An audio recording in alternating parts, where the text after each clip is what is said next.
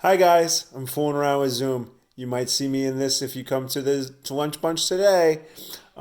So we are going to do an achieve lesson today. Our scores were much better today for the cause and effect. Let me actually leave my classroom and come back to our world.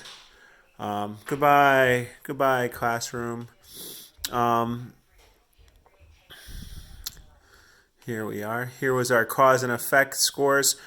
A uh, average score of 10. We doubled our average score, which is great. And we had two people who scored a 0, but I had six people get a 13. I think I even had one perfect score. Hardest questions on the cause and effect were not that one, not that one, not that one, not that one. This one here. Check all the effects that are correct. There was only two correct answers, and 26 of us got them correct. This one here, the last one, there was five correct answers. 17 of us got them correct. So overall, though, we really improved. Went from an average score of 5 to 10. So doubling our average score. Thank you for doing that. Those of you who did not take your time, rush through the assignment, this one is being graded. I threw out the other one because everyone did so badly. But now with people trying and most people scoring over a 10, we're going to keep this score. Today's work is an achieve lesson, so we're going to go to achieve 3000. Once we're at achieve 3000, let me make this go away. Achieve 3000. Just go ahead and log in. Let me put this over here now.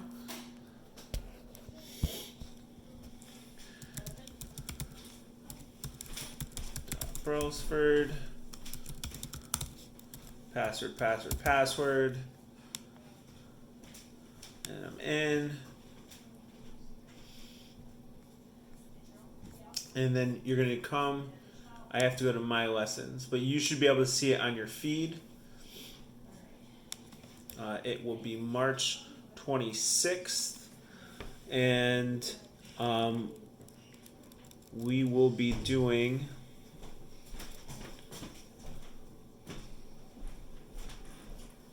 ancient fast food and dessert.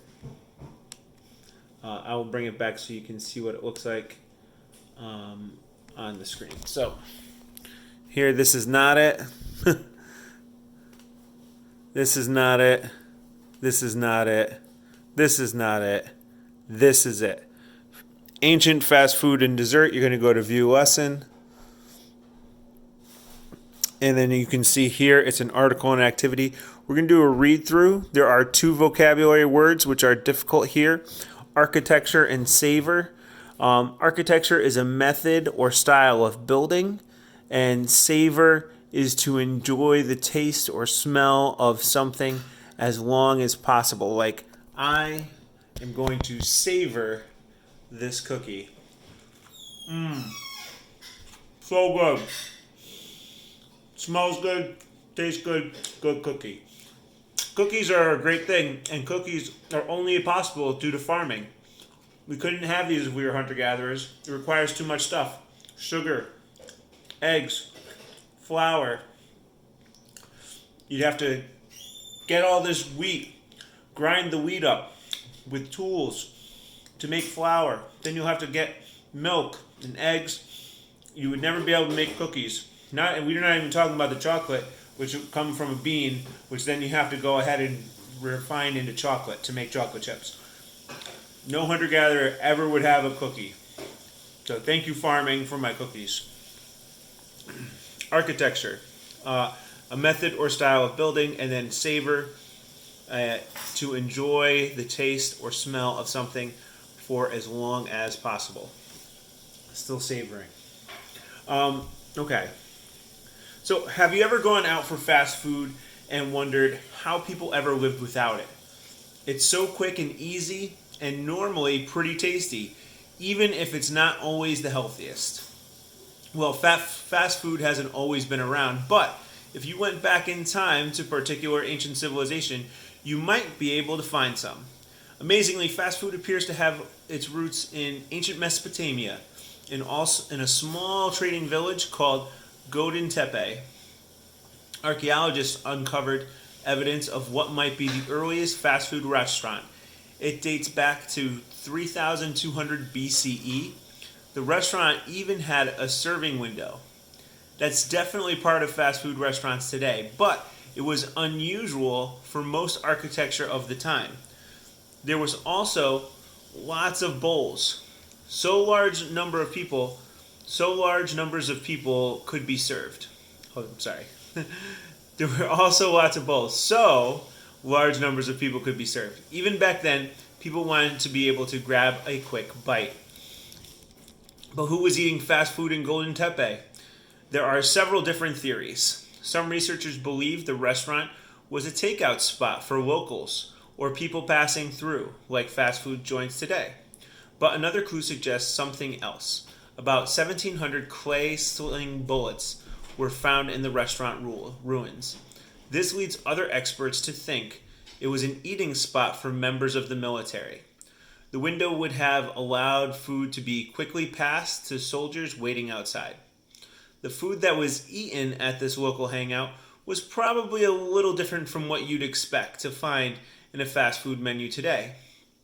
Inside the restaurant, there was evidence of dried lentils, goat bones, and sheep bones. In addition to fast food, people in ancient Mesopotamia had frozen treats. Just as we enjoy a summer popsicle or ice cream cone, most people living thousands of years ago wanted to cool off in the heat. Around 4000 BCE, nobles had ice houses built along the Euphrates River so they could savor iced drinks and desserts during the summer months. Ice houses allowed people to store ice for many months without electricity. Ice houses were usually built partly or completely underground, where it's cooler, to help with natural refrigeration. During the winter, someone had to haul lots and lots of ice, often from the mountains that were miles away, to get enough to last through the summer. So next time you eat an ice cream cone or grab some fast food, think about how much has changed and hasn't changed since ancient Mesopotamia. After you've done that, you're going to click the activity at the bottom, or you can go to the tab at the top. Either way, you're going to have the 8 questions that you need to answer. Let's take a look at the ones that I'm seeing on our 6th grade level. So the first one I see is, which of these is most important to include in a summary of this article? Fast food from a restaurant or takeout spot may be quick and easy and delicious, but it is not always healthiest of options. Archaeologists have uncovered artifacts leading them to believe that people in ancient Mesopotamia ate fast food.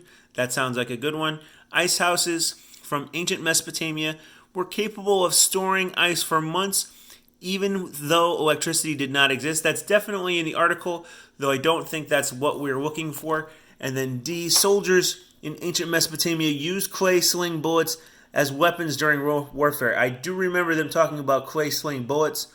I'm really thinking the answer is B, but I'm going to go back to the article and take a look. Archaeologists uncovered artifacts leading them to believe there was a fast food restaurant. So as I'm looking through my article here, this is what they're talking about here. Archaeologists uncovered evidence that might be the restaurant that dates. I'm just going to highlight that. Then I'm going to come down, see if I can.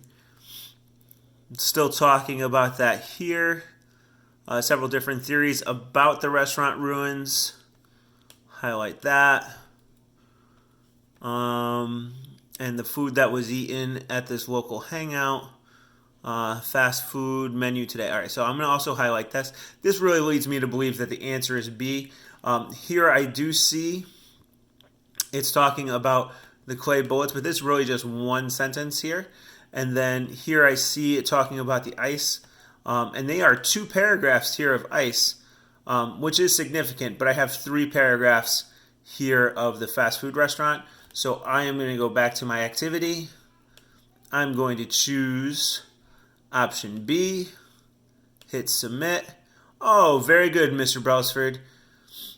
So make sure you're checking your answers like I did, even if you do know that you think that you have it, because it's important to go back and just get the evidence to back up your idea. Prove that you're right before you go on. So there are, of course, 8 questions. Do the best you can. As we go through it, that will be today's work. If you did not already see it, I have the distance learning quiz that's coming up. Here's your study guide. It's from pages 79 to 89 in your textbook. If you don't have those, they are on Google Classroom. Pages 81 to 89 have been in the last cause and effect assignments. But here you'll see example questions, things that you should know: how to read a timeline, a map, a chart, how to write in races, and how to use cause and effect to determine the logical effect of a given cause. So what would be the result of something would be what the cause and effect is. Content area questions: who was Gilgamesh? What new skills did farming develop? What is one cost and benefit of farming? You'll see all these here. These are things that you might see on the quiz. The quiz itself is only 20 questions. There will be 1 races question, but it's only 20 questions long, and there's a lot here, but make sure that you're going through it. Make sure you definitely know these 4 vocabulary words. I'm promising you that there is going to be almost half of these 20 questions are going to circle around these vocabulary. Please make sure that you know what a revolution is, what it means to domesticate, what is a surplus, what is specialization.